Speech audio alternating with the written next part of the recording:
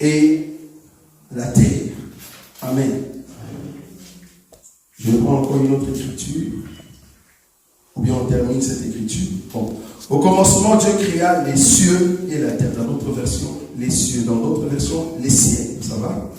Je vais prendre encore une autre écriture. Je suis dans le livre de Matthieu. Matthieu chapitre 19, le verset 4. Il répondit, n'avez-vous pas lu que le Créateur, au commencement, fit l'homme et la femme? Parole du Seigneur. Amen. Nous voulons voir aujourd'hui, avec l'aide du Seigneur pendant 20 minutes, Matthieu chapitre 19, le verset 4. La Bible dit, il répondit, n'avez-vous pas lu que le Créateur au commencement fit l'homme et la femme? Nous avons lu ici 3 écritures où on parle du commencement. La première écriture, la Bible dit, au commencement était la parole. La parole était avec Dieu et la parole était Dieu.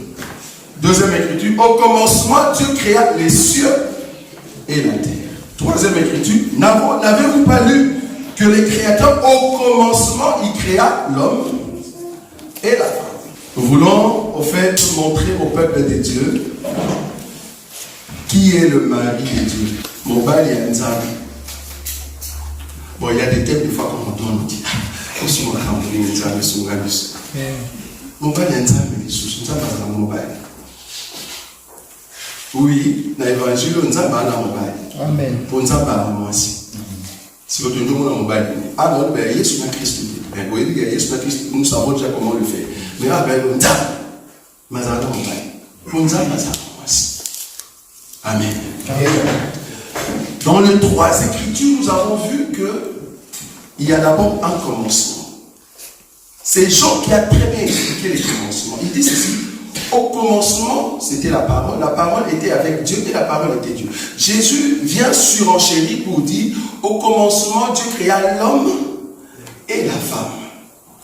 Maintenant, Moïse dit, au commencement, Dieu créa le cieux et la terre. Donc nous avons compris que Dieu, quand il a commencé à créer, il crée d'abord l'homme. Et c'est à partir de l'homme que la femme vient. Donc ce qui a été créé en premier lieu, ou en d'autres termes, ce qui existe en premier lieu, c'est l'homme. L'homme d'abord existe, c'est par l'homme que la femme va sortir. Amen. Mais dans l'écriture de Genèse, il nous montre que quand Dieu a commencé à créer, il va créer d'abord les cieux, après la terre. Donc nous avons compris que les cieux n'est rien d'autre que le mari de la terre. Pourquoi? Parce que c'est dans les cieux que vient toute autorité. C'est là-bas que nous expliquons que tous les anges qui sont venus du ciel, il n'y a aucun ange qui est venu sous forme d'une femme. Vérifiez dans les Écritures. Si vous avez trouvé un ange sous forme d'une femme, dans cet évangile, nous allons vous acheter une maison. Un cadeau. Une maison. Parce que dans la Bible, depuis Genèse jusqu'à l'Apocalypse, il n'y a aucun ange qui est venu sous une forme féminine. Pourquoi? Parce que dans le ciel, il n'y a que l'autorité. Des fois, ça choque. Parce que nous savons que tu ne vas pas trouver. C'est pour ça que nous disons que tu ne vas même pas ouvrir la Bible. Parce qu'il n'y en a pas. Donc, du coup, les cieux, c'est en fait l'homme. La terre, c'est la femme. Pourquoi nous disons ça? C'est Ésaïe chapitre 55, le verset 10. Qu'est-ce que dit la Bible là-bas? La Bible dit, de même que la pluie qui vient des cieux descend sur la terre pour féconder la terre. Est-ce que vous voyez ça? Dans la pluie qui vient des cieux, il vient comme étant la sémence. Or, c'est l'homme qui donne la sémence. Donc, la sémence en question, c'est la pluie. Cette pluie va venir sur la terre afin de féconder la terre. C'est ça l'écriture. Donc la terre, c'est une femme qui reçoit la sémence qui vient de la pluie pour que la terre puisse manifester les arbres et les animaux. Alors nous comprenons que la terre va avoir ses enfants. Les enfants, c'est quoi? Les arbres et les animaux. Mais qui lui a donné ça? C'est son mari. Le mari, c'est qui? C'est les cieux. Pourquoi? Parce que les cieux, c'est l'homme et la terre, c'est la femme. Mais ce n'est pas ça notre intervention d'aujourd'hui. Nous voulons savoir c'est qui les maris de Dieu. C'est Jean qui a expliqué ça. Jean dit ceci. Au commencement était la parole. Donc, avant toute chose, dans les néants, dans l'éternité, ah voilà, ça c'est le mot. Dans l'éternité, c'était la parole. En d'autres termes, Dieu n'existait pas encore. Comment est-ce que Dieu n'existe pas? Parce que la Bible déjà dit que Dieu est éternel. Vous êtes d'accord avec moi? Mais comment est-ce que Dieu n'existait pas encore? Dans l'éternité des éternités, c'était d'abord la parole. Alors quand la parole marche, elle arrive quelque part, la parole s'est dit, je veux maintenant créer. Quand la parole a commencé la création, la parole est devenue Dieu. Pourquoi? Parce que Dieu veut dire objet d'adoration. Or, la parole avant l'éternité, il n'y avait personne qui l'adorait. Même les anges, il n'y en avait pas. Donc Dieu n'avait même pas créé encore les cieux. Il va commencer la marche jusqu'à ce qu'il veut entrer dans les temps. Il commence la création. Donc la première créature, quand la première créature est apparue, la parole est devenue Dieu. Donc la parole va prendre un corps, le corps de Dieu. Or, Dieu est sorti de la parole. De la même manière, Ève est sortie d'Adam, Dieu aussi est sorti de la parole. C'est là-bas que Dieu va s'appeler Dieu. Pourquoi? Parce qu'il y a quelqu'un ou des choses qui prouvent son existence. Du coup, la parole est devenue comment? Dieu. Bon, peut-être là on n'a pas encore vu, parce que je vous ai dit c'est vraiment une intervention courte. Regardez cette écriture avec nous. Comme ça, ceux qui disent, ah mais attends, ce frère, des choses qu'il dit là, mais ça brise beaucoup de choses. Ok. Regarde avec nous ce livre d'Exode.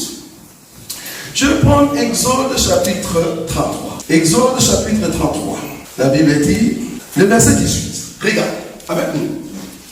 C'est la Bible. Moïse dit, fais-moi voir ta gloire.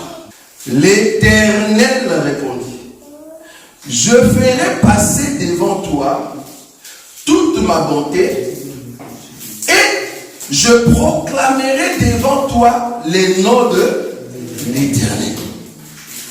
Je fais grâce à qui je fais grâce et miséricorde à qui je fais miséricorde.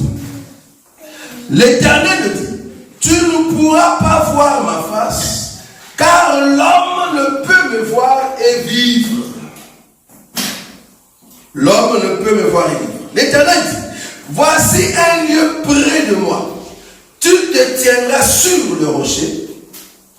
Quand ma gloire passera, je te mettrai dans un creux du rocher et je te couvrirai de ma main jusqu'à ce que je passe. En d'autres termes, Dieu dit à Moïse, tu ne peux pas me voir. Bon, je comprends que tu demandes à ce que tu puisses me voir. Ok? Donc tu veux voir qui? Dieu éternel. En d'autres termes, tu veux voir la parole qui a un corps. Vous voyez ça? Maintenant Dieu dit non, toi tu ne peux pas voir la parole qui a un corps. C'est que je veux faire, je vais te mettre dans un creux. Moi je veux passer, je vais prendre ma main. Ah, donc nous comprenons que la parole a une main. Je viens quelque part, c'est calme. La parole a une main. Toi tu seras dans les creux, moi je vais mettre ma main et je vais passer. Comme ça tu ne me verras pas en face. Mais tu verras mon dos. J'aimerais voir les dos de cette parole. Les dos. Tu me verras les dos. La Bible dit si tu continues, quand Moïse a vu les dos de Dieu, il a crié. C'était la première fois de voir la parole dans un corps. Je suis un corps. Parce que la parole, en réalité, dans l'éternité, n'avait pas de corps. Ça existait. Maintenant, la parole a pris les corps quand il a commencé la création. Maintenant, regardez là où nous venons. Exode chapitre 34. C'est là-bas que ça choque. Regarde 34. Exode 34. Le verset 5. Regardez la Bible. L'Éternel descendit dans une nuée.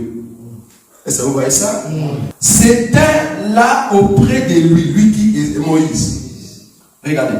Et proclama les noms de l'Éternel. Qui proclame les noms de l'Éternel? L'Éternel descendu. Il voit Moïse. Et puis l'Éternel proclame les noms de l'Éternel. Ok, maintenant, écoutons ce que l'Éternel est en train de proclamer devant l'Éternel. Pour comprendre la différence entre Dieu et la parole. Regarde, la Bible dit ceci, le verset 6. Et l'Éternel passa devant lui et s'écria. Ah, donc l'Éternel est en train de crier à l'Éternel. Et ça, vous voyez ça? L'Éternel qui crie à l'Éternel. L'Éternel dit ceci. L'Éternel. Oh, attends.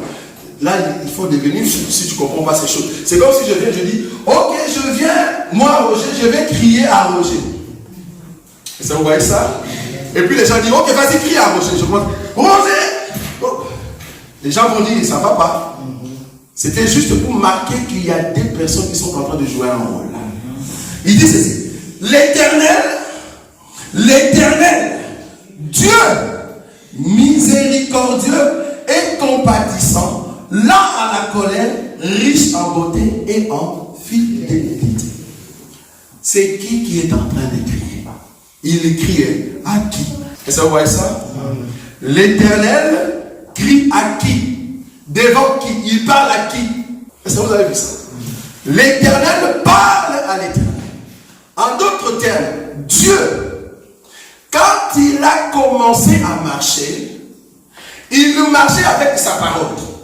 Or, cette parole existait dans l'éternité. Dieu étant la femme de la parole, il doit être soumis à la parole.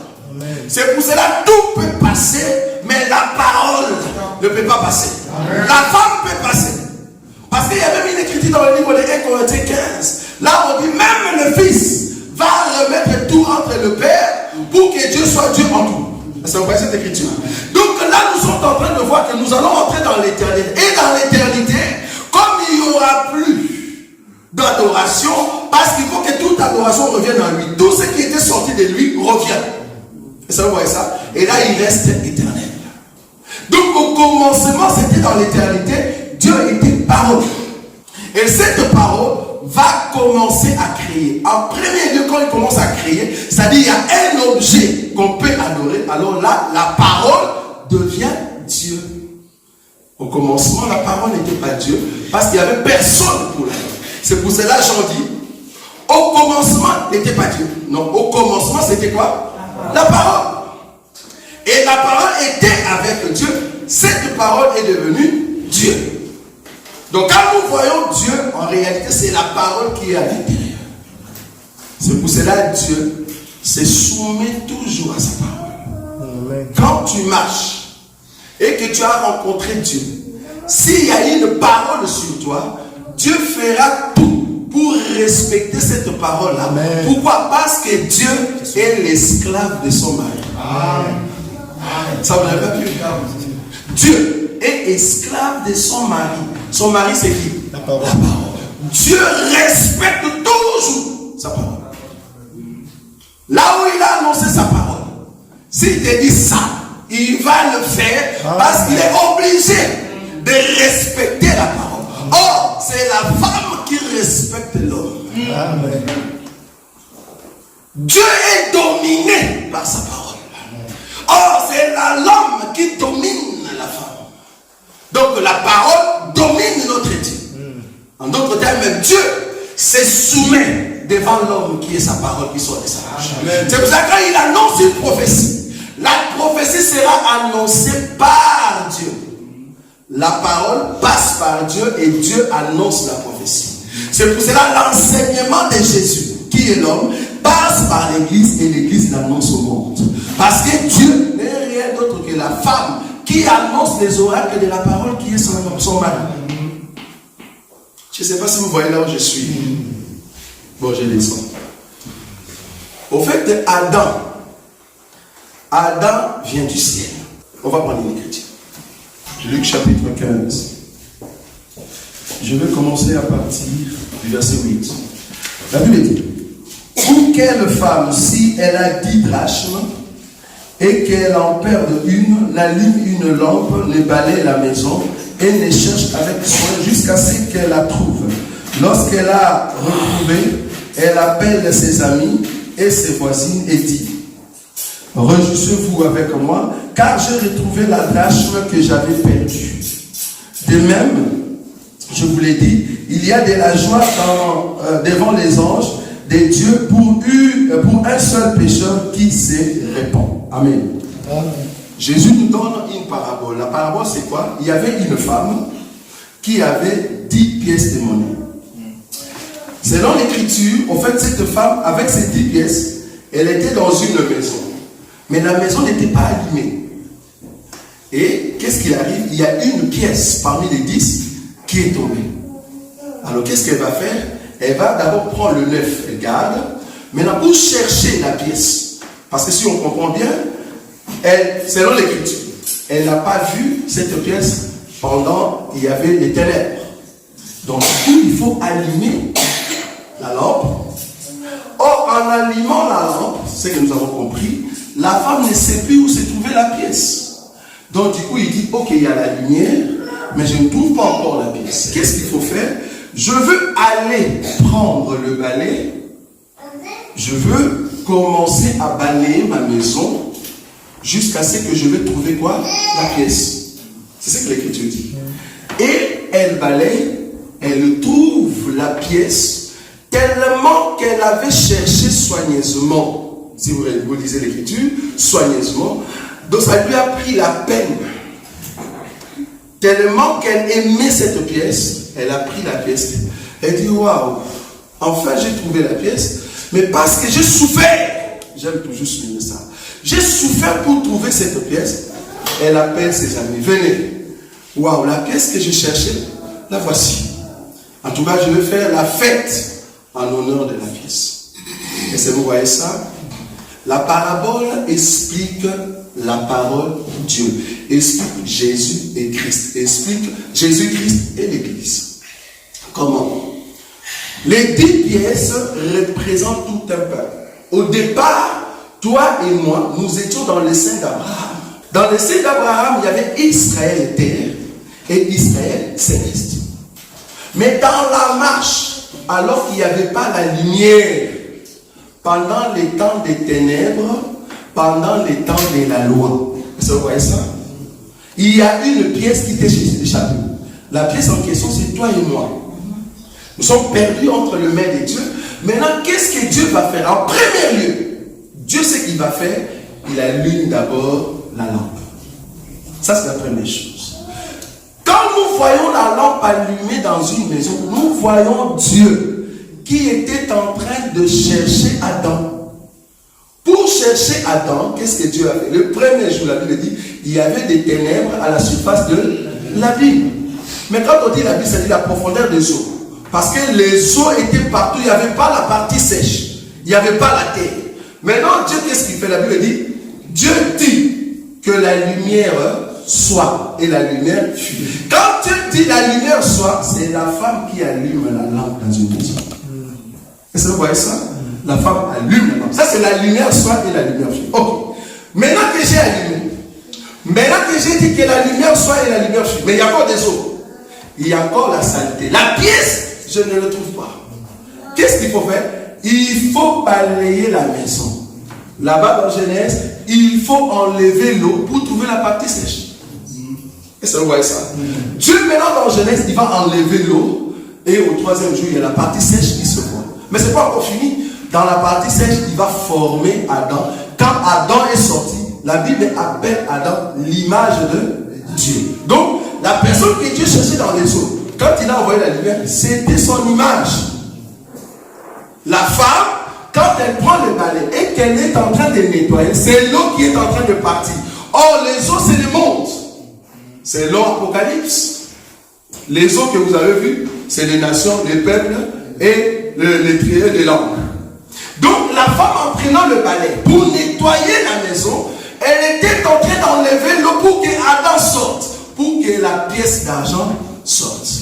Et quand la pièce a été trouvée, maintenant Dieu va appeler les anges pour qu'ils puissent fêter ensemble. C'est dans l'Écriture. C'est-à-dire, ils vont fêter parce qu'on nous a retrouvés. Nous étions perdus entre les mains de Dieu. Mais Dieu va prendre le 9, qui n'est rien d'autre que Israël. Il va d'abord le mettre de côté. Il va envoyer la parole. Parce que la parole, c'est la lumière. C'est la parole qui nous retrouve. Quand la parole est venue, la parole a commencé à nous retrouver. Quand nous serons tous bien trouvés, nous serons maintenant entre les mains du Seigneur. Amen. C'est comme ça que le Seigneur va dire, ah, je souffre pour trouver ces élus de Paris. Amen. Ça vous voyez ça? Amen. Mais là il dit non, il faut qu'on puisse le fêter quand même. Parce que j'ai retrouvé tous les élus de Paris. Maintenant je veux appeler quand même tout le monde. Quand elle est sortie pour appeler, elle est en train de t'amener de la terre vers le ciel. Amen. Ça vous voyez ça? C'est ce qu'on appelle l'enlèvement. Dieu va nous enlever de la terre pour que nous puissions aller fêter la fête des noces. Il va fêter avec nous. En fait, la fête, c'est quoi? C'est le témoignage pour dire, voici le peuple que je recherchais, je les ai trouvés. Amen. Ça dit l'Église. Maintenant, remarquez, quand la parole a commencé à marcher, la parole voulait créer, mais il a trouvé la solution en lui-même. Parce que quand l'homme était en train de voir que la terre qui était devant lui, il n'y avait personne qui lui ressemblait. Est-ce que vous voyez cette écriture d'Adam? La Bible dit, Adam n'a pas vu quelqu'un qui lui ressemblait. Maintenant, il fallait trouver la personne qui lui ressemble. Et cette personne était trouvée qu'en Adam. Dieu a été tiré de la parole. La parole a trouvé la solution qu'en elle-même. Quand Jésus a dit que les oiseaux ont des nids, les lions des tanières, mais le Fils de l'homme n'a pas un endroit où il va poser sa tête. La maison en question que Jésus cherchait, c'était la maison qui était en lui-même. Et cette maison, c'était qui? C'était l'Église. L'Église est sortie de l'homme. L'Église est sortie de Jésus.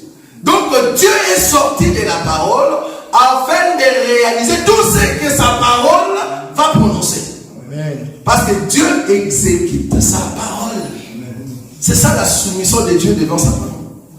Donc Dieu est esclave de sa parole. Qu'est-ce que je me dis? Tout ce que nous prêchons ici comme parole de Dieu, ça va s'accomplir. Amen. Tellement que Dieu est esclave de sa parole. Quand il dit que tous ceux qui vont me suivre vont entrer dans le ciel. Si tu le suis réellement, comme il est esclave de sa parole, tu vas entrer dans le ciel. C'est là-bas que je viens. Il est esclave tellement qu'il respecte son mari. Quand l'Église respecte Jésus, quand l'Église adore Jésus, Dieu adore sa parole. C'est pour ça que la Bible dit, l'Éternel est en train d'adorer l'Éternel. Il dit, Éternel, Éternel, Dieu combat. Donc les dieux qui t'ont fait adorer sa parole. C'est une femme qui adore son mari bien-aimé. Comme l'Église adore Jésus, Dieu aussi adore sa parole. Amen. C'est pour cela, quand la parole dit, vous imposerez les mains aux malades et les malades seront guéris. Ce n'est pas la parole d'un homme, c'est la parole de Dieu. Amen. Donc Dieu sera esclave pour l'accomplir. Quand la parole de Dieu dit, tous ceux qui ont abandonné leur famille, ils m'ont suivi, ils auront au centuple dans cette génération et dans la génération qui vient. Cette parole va s'accomplir. Amen.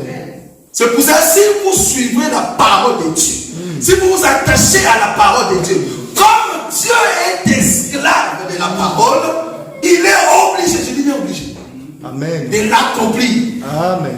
Parce qu'une bonne femme, c'est une femme qui respecte les paroles de son mari. Alors Dieu respecte sa parole. Parce qu'il est esclave de sa parole. Amen. Regardez cette écriture.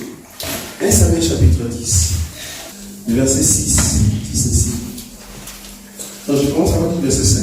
Après cela, tu arriveras à Gibéa Elohim, où se trouve une garnison de Philistins. En entrant dans la ville, tu rencontreras une troupe de prophètes descendant du haut lieu, précédés du luth, du tambourin, de la flûte et de la harpe, et prophétisant eux-mêmes. L'Esprit de l'Éternel te saisira. Tu prophétiseras avec eux et tu seras changé à un homme, à un autre homme. Le verset 7. Lorsque ces signes auront eu pour toi leur accomplissement, fais ce que tu trouveras à faire, car Dieu est avec toi. Samuel était en train de dire à Saül, il dit, écoute, je vais te donner des signes. Tu vas voir ça. Tu vas voir ceci. Tu vas voir l'autre. Quand tu vois les prophètes, tu vois d'abord la troupe des Philistins. Tu vois les prophètes, ils sont en train de prophétiser.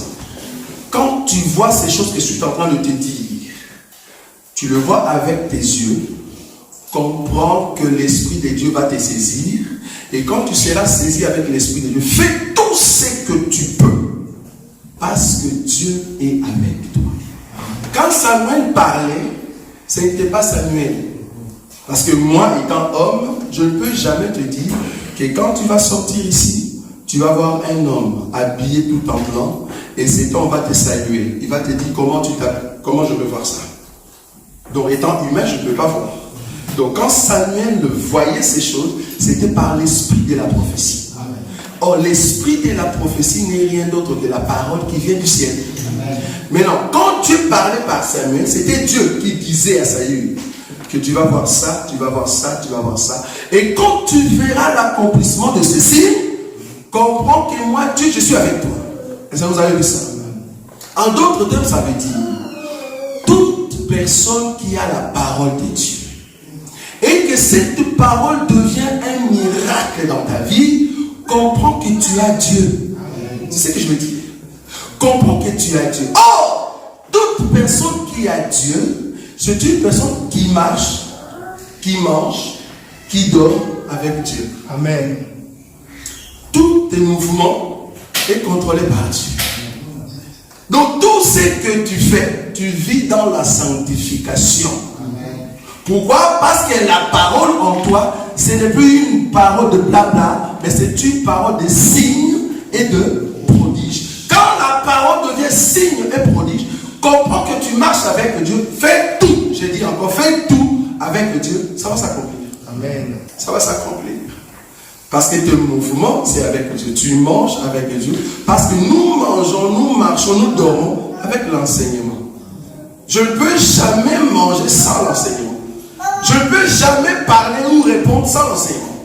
Je ne fais pas des amitiés sans l'enseignement. Tout ce que je fais, c'est par rapport à la parole. Et tout ce que je réalise, il y a la réussite. Parce que Dieu marche toujours avec son peuple.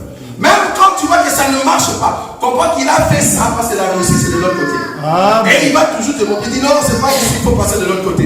Parce que tu marches avec Dieu. C'est pour cela que nous disons, quand un homme qui est païen te donne le numéro, il dit je t'aime, il te donne le numéro. Tu cognes contre le mur, il vient t'aider. Hein? Tu frappes ton enfant parce que tu veux corriger. Il dit non, il ne faut pas frapper les enfants. Oh non, c'est pas gentil. Donc tu vois qu'il a un langage calme. Il fait des choses bien. Mais comme c'est un païen qui ne dort pas avec Jésus, qui ne mange pas avec Jésus, il va aller en enfer. Amen. En enfer. Même s'il ne vole pas. C'est un homme logique. Il a de pratiques calmes. Il respecte la parole. Mais le fait que dans son cœur, il ne vit pas le signe et le prodige de Dieu, cet homme ne peut pas rencontrer Dieu. Amen. Pour rencontrer Dieu, il faut ouvrir son cœur, permettre que la parole soit en toi. Quand la parole entre, la parole c'est le mari. Amen. Donc tu es en train d'inviter le mari. Quand nous voyons Adam, nous voyons Ève. Quand tu mets la parole de Dieu dans ton cœur, tu es en train d'appeler et l'homme et la femme. En d'autres termes, tu appelles Dieu et sa parole en toi. Amen. Et c'est vrai ça. Amen. Donc si tu marches avec la parole de Dieu, tu es protégé parce qu'il n'y a aucun homme sur la terre qui peut enlever Dieu en toi. Parce que la parole de Dieu, c'est la force que tu peux avoir afin de marcher dans l'assurance sur cette terre. Amen. Je voulais juste exhorter une personne. Je ne sais pas quelle parole tu as dans ton cœur de la certitude que Dieu est en train de marcher avec toi. Parce qu'il y a des hommes, ces derniers temps, il y a de personnes soi-disant, ah non, c'est juste une prophétie qu'on a annoncée sur moi. Mais il n'a pas cette parole de l'assurance du salut. Si tu lui dis, est-ce que tu vas aller au ciel? Il dit, je crois. Mais c'est une personne qui prie réellement. J'aimerais te dire, si tu pries réellement, tu t'agenouilles réellement, même si tu chutes, même si le lendemain, tu tombes ou tu sors quelque part, mais parce que tu es l'élément, l'enfant de Dieu choisi par Dieu, Dieu fera tout pour que tu reviennes sur le chemin. Amen. Il fera tout. Parce qu'il ne peut pas te tuer dans l'état de péché, parce que tu es son enfant. C'est pour ça que nous disons qu'aucun enfant de Dieu ira en enfer. Amen. C'est grave. Et ce qui est très grave, une dame qui vient avec l'air sérieux, j'ai été au paradis. Ah bon, ok. Oh non, j'ai été aussi en enfer. J'ai vu les enfants de Dieu. S'il te plaît, s'il te plaît, s'il te plaît. Tu peux tout dire, mais ça c'est insulter les chrétiens. Quelle insulte. Tu as vu les chrétiens en enfer. Ça ne va pas. Dis-nous, j'ai vu de ceux qui se disaient enfants de Dieu, je les ai vus là-bas, là on comprend. Et j'ai été étonné, je vous dis, étonné de voir encore une dame qui nous vient et dit, j'ai été vraiment au ciel. Et j'ai rencontré le frère Alain Molo, toujours avec ses cheveux là. Maintenant je lui ai demandé, ah frère, pourquoi tu es tout seul ici? Où sont les autres qui sont morts avant? Maintenant c'est Alain qui nous répondit, depuis que je suis là, je n'ai pas vu tous ces gens-là. Oh. Donc vous dites, tous ces frères que vous connaissez, il n'y a personne qui est au ciel. Et puis elle-même, elle ajoute, il a les mêmes cheveux que vous. J'ai dit, ah, même au ciel, on a les mêmes cheveux. Bon, il y a des gens qui croient ça. Mais nous, quand nous regardons la parole, quand nous regardons, nous disons, non, vous n'avez pas très bien vu. Regardez, je vais terminer. Des fois, on ne sait pas terminer, on essaye de terminer. La Bible dit, c'est Saül, quand on l'a rejeté. Elle dit, je veux aller consulter une femme qui évoque les morts. Quand il arrive dans la maison de cette femme, il dit à la femme, vas-y, évoque-moi une personne que je te dirai. Il dit, évoque-moi qui? Samuel. La femme a évoqué. Quand la femme a vu Samuel, la Bible dit, la femme a crié. Il dit, ah, parce que Saül s'est déguisé. Donc au lieu de se montrer comme un roi, il se montre comme un homme normal. La femme dit, ah, tu m'as menti, tu es Saül. Pourquoi tu m'as fait ça? Il dit, non, t'en fais pas, il n'y aura rien qui va t'arriver. Qu'est-ce que tu vois? C'est là-bas que je viens. Elle dit ceci, je vois un Dieu.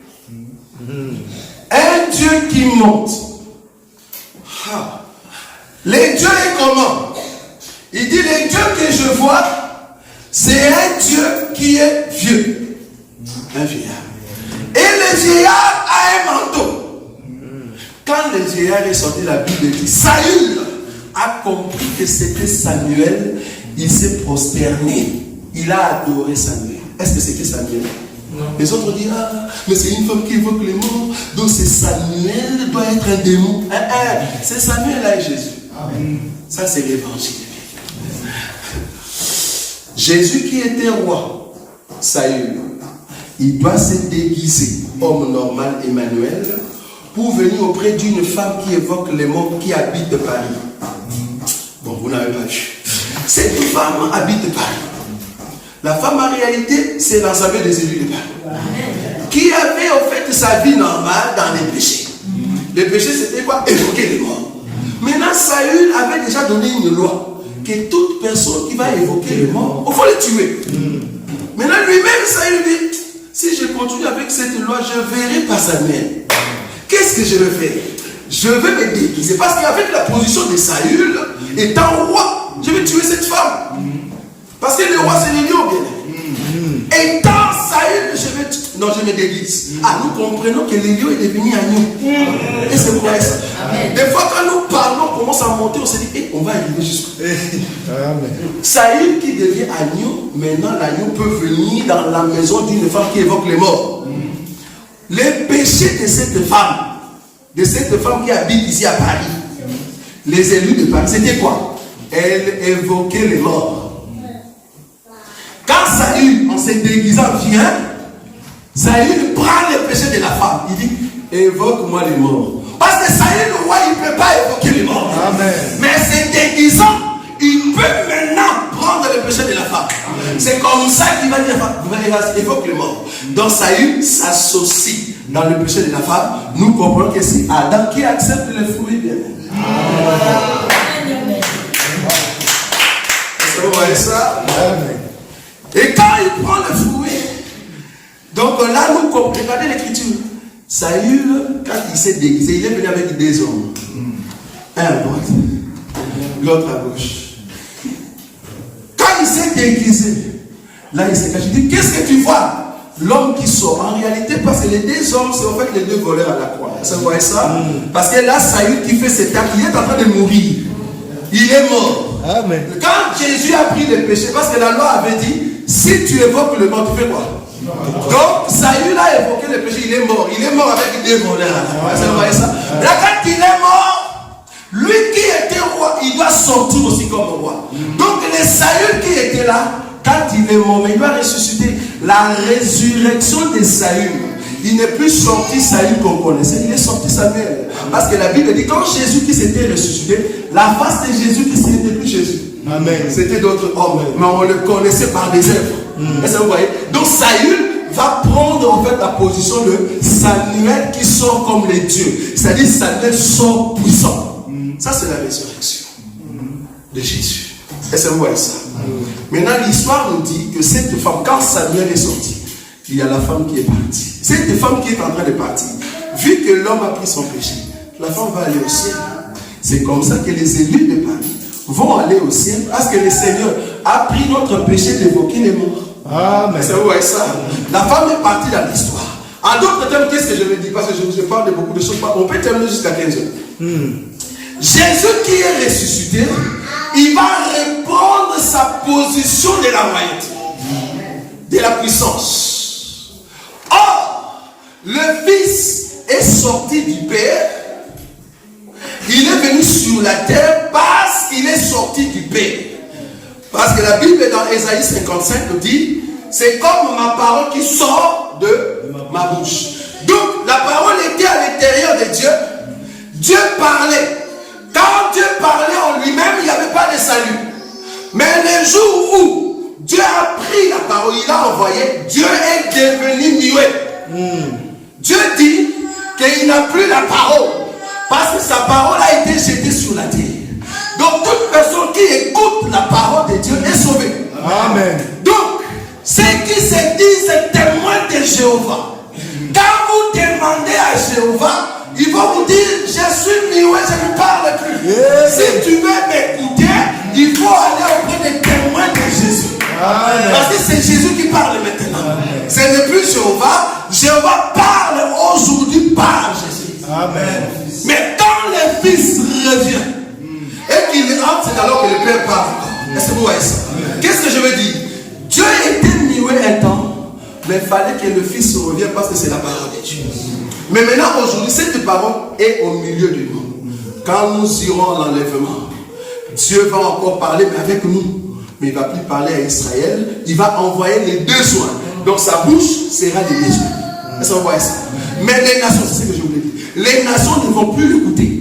Parce qu'il va fermer la bouche par rapport aux nations. Mais les nations ne vont plus écouter Dieu. Mais ça sera maintenant Israël qui écoute Dieu. Amen. Amen.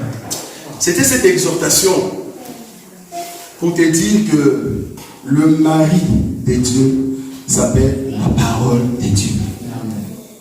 Le mari du corps d'Adam s'appelle Adam l'Esprit. Le mari de l'Église s'appelle Jésus qui est la tête du corps. Si réellement tu veux avancer dans ta vie, il faut considérer ce que Dieu a dit en toi et cette parole va s'accomplir. Amen. Nous sommes debout, nous allons prier.